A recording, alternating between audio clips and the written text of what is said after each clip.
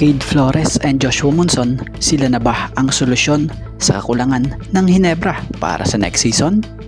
At Mav Ahamnisi, siya ba talaga ang tunay na problema sa Hinebra kaya hindi ito makapagkampiyon?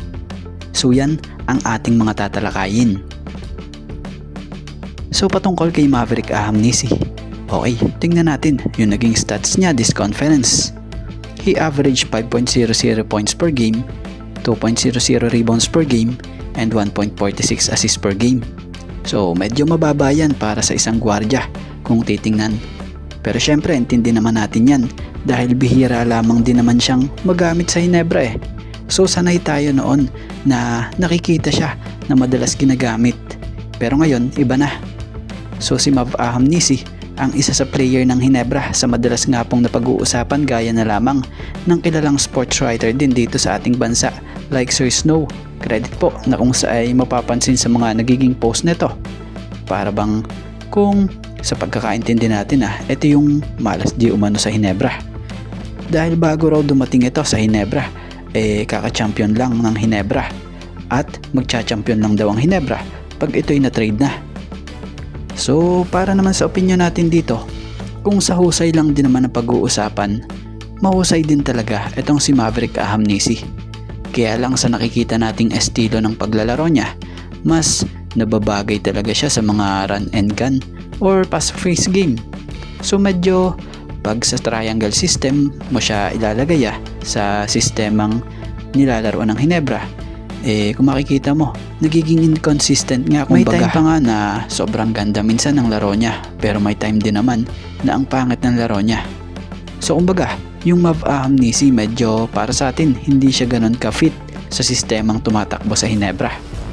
So, syempre, sa ngayon, sa nakikita naman natin lalo't nalaglag muli ang Hinebra at hindi nakapasok nga sa finals, mukhang hindi natin masasabi kung pananatilihin pa ba sa Hinebra or ite-trade na etong si Mav. So abangan din natin banda-band na dyan kung ano ang mangyayari sa team ng Hinebra, hindi lang about kay Mav. At dito tayo sa patungkol kay Cade Flores and Joshua Monson. So may nabasa nga tayong sa naging post nga ni Pilipinas Basketball na siyang ayon rito. Breaking after losing to San Miguel in Game 7 of Philippine Cup Semifinals, Barangay Hinebra may explore a trade to strengthen its roster.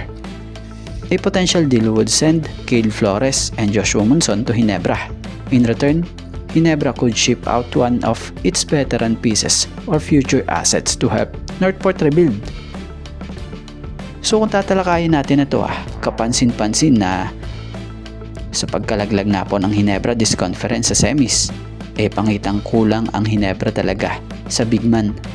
Dahil simula nang nawala si Stand, hirap na ang pang-ilalim ng Hinebra, lalo pat kadalasan nga hirap na si Japet dahil sa kanya nga po na bumabagsak yung malalaking player. Po doon, veterano na rin to si Japet, hindi na rin siya bumabata. Ang matindi pa niya na bago-bago pa lang din yung nakakatulong niya sa ilalim dahil nagre-recover pa rin naman itong si Troy. Kumbaga, hindi pa siya 100% So tatalakayin nga natin ang mga pangalan na nabasa natin di umano'y kasama sa potential di umano like Cade Flores and Joshua Monson. So kung titingnan natin, isang power forward ito sa katauhan ni Cade Flores at isang shooting guard player. So si Joshua Monson, mapapansin natin kaya niyang maglaro ng shooting guard to small forward. Kaya sa tingin natin at para sa opinion natin dito, mas okay kung pipili na lang ang Hinebra sa kanilang dalawa kung sakali dahil parehas itong Pinoy di ba? May mga limit lamang sa isang team ang pwedeng maglaro na half Pinoy. Pero syempre, wag na tayo doon. Dito na lang tayo dahil yung Cade Flores nga po ang pipiliin ng Hinebra. Mas matangkad at mas mabigat ito at may kalaparan ng pangangatawan na pwedeng ipambangga ng Hinebra bilang big man at pwedeng ipambangga sa mga big man. Bukod doon, gamit na gamit ang katawan sa ilalim. Lakas din sa depensa. Bukod doon, lakas din sa rebound tapos may shooting pa outside.